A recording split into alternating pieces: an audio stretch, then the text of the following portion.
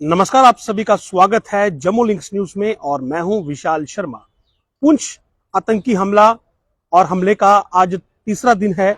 लगातार जांच जारी है और कल ये खुलासा हुआ था कि 6 से 7 आतंकी जो हैं उन्होंने इस हमले को अंजाम दिया। नक्सलियों के तरीके से ये हमला किया गया। गाड़ी को चौतरफा घेर कर उस पर फायर किया गया और उसके बाद ग्रेनेड से हमला किया गया, यानी कि गाड़ी को आग लगा दी गई। 5 जवान शहीद हो गए और एक जो है वो अभी जख्मी है। अब इस पूरे मामले में एक और जानकारी जो है वो सामने आई है और जानकारी ये है कि इस घटना से जुड़े हुए 12 संदिग्ध लोगों को हिरासत में लिया गया है, जिनसे पूछताछ की जा रही है।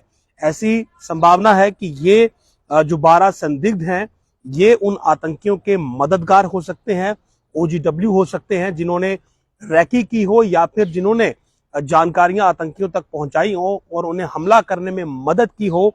और लगातार इनसे पूछताछ की जा रही है कि आखिर कैसे जो हमलावर आतंकी हैं और जिनके बारे में ये जानकारी मिली है कि वो सभी फॉरेन टेररिस्ट हैं, एफटी हैं, यानी कि विदेशी मूल के हैं, स्थानीय लोकल नहीं है।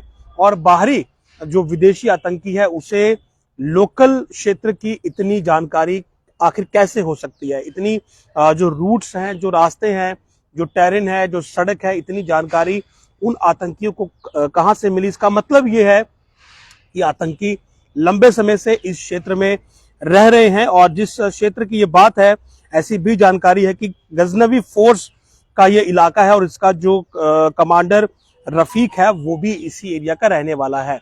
और वहीं पर ये 6 से 7 आतंकी 2 ग्रुप्स में करीब 1 साल से ज्यादा हो चुका है जब से ये एक्टिव हैं और 1 साल से ये इसी क्षेत्र में रह रहे हैं। तो कहीं ना कहीं लोकल सपोर्ट इन्हें बहुत ज्यादा है और यही लोकल सपोर्ट अब, क्योंकि 12 लोगों को हिरासत में लिया गया है पूछताछ के लिए, तो ये लोकल सपोर्ट अब इस पूरे मामले में एक बड़ी मददगार साबित हो सकती है, इसे डिकोड करने में कि आखिर हमला जो है वो कैसे किया गया। लेकिन अब तक की जो जानकारी है उसके मुताबिक यही है कि एक आतंकी ने गाड़ी के सामने आकर गाड़ी को रोका है और उसके बाद अंधाधुंध फायरिंग चौतरफा की गई है और इसी फायरिंग में जो जवान थे वो जख्मी हो गए। उसके बाद ग्रेनेड गाड़ी पर फेंका गया जिसकी वजह से गाड़ी में आग लग गई।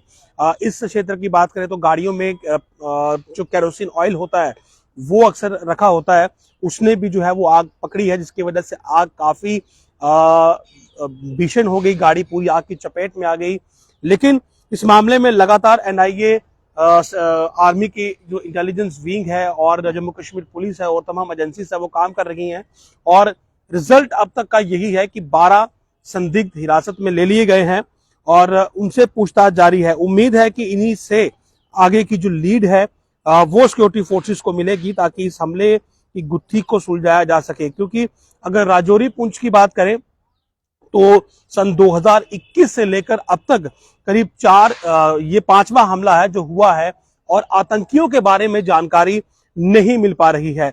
11 अक्टूबर 2021, 16 अक्टूबर 2021, उसके बाद 11 अगस्त 2022 और उसके बाद 1 जनवरी 2023 डांगरी का हमला, जहां पर 7 अल्पसंख्यक समाज के लोगों की मौत हुई थी। डांगरी के हमलावर भी अब तक उन तक भी अब तक हमारी एजेंसियां नहीं पहुंच पाई हैं, सुरक्षा बलों के हाथ से वो बाहर हैं और यह भी संभावना हो सकती है कि कहीं वही आतंकी यहां पर ना पहुंचे हों। यानी कि तार जो हैं वो इन सभी हमलों के जुड़ते हुए दिख रहे हैं। आखिर ये बाटा दूरियां एक ऐसा मैं ये कहूंगा कि एक जाल बनता जा रहा है जिसे डिकोड कर पाना बहुत मुश्किल हो रहा है। आखिर इस बाटा दूरियां का ये रहस्य है क्या, कहां पर वो आतंकी छुपे रहते हैं और कैसे वो हमला करने के बाद दोबारा से ओझल हो जाते हैं, जिन तक पहुंच पाना संभव नहीं हो पाया है पिछले कुछ वर्षों से। लेकिन अब हमारी सिक्योरिटी फोर्सेस ने ये फाइनल मैं ये कहूंगा कि टास्क लिया है कि इस बाटा दुनिया के रहस्य को समाप्त करना है और इसके लिए अब जी तोड़ मैं ये कहूंगा मेहनत की जा रही है। तो आज का यही अपडेट है कि 12 लोग हिरासत में लिए गए हैं, ओजीडब्ल्यूज हो सकते हैं, आतंकियों के मददगार हो सकते हैं और इस पूरे मामले में सबसे बड़ा खुलासा भी ये लोग ही कर सकते हैं, क्योंकि इन्हें मालूम है कि ये आतंकी कहाँ रुकते हैं, इन आतंकियों के इरादे क्या हैं, इन आतंकियों तक लॉजिस्टिक सपोर्ट यानी कि हथियार कहाँ से आते हैं, क्योंकि स्टील बुलेट्स जो हैं वो चलाई गई हैं और यही स्टील बुलेट्स जो होती हैं ये बुलेट प्रूफ गाड़ी या फिर बुलेट प्रूफ जैकेट को भेदने में सक्षम होती हैं। और जो जिन जवानों को गोली लगी है, ये भी जानकारी सामने आई है कि 3 से 4 गोलियां जो है वो एक जवान को लगी हैं और उनकी बीपी यानी कि बुलेट प्रूफ जैकेट को भी धाककर गोली जो है वो उनके जिस्म में उतरी है। यानी कि स्टील बुलेट जो कि चीन से आती हैं वो इन तक यहाँ पर कौन पहुंचाता है, इनकी पूरी की पूरी सिस्टम क्या है, इनके मॉडल्स ऑपरेंडी क्या है। तो फिलहाल 12 लोग हिरासत में हैं और उम्मीद है कि अहम जानकारियां यहां से मिलेंगी और इस पूरे मामले में जो सेना है वो इस आतंकी ग्रुप को समाप्त करने में कामयाब होगी। नमस्कार।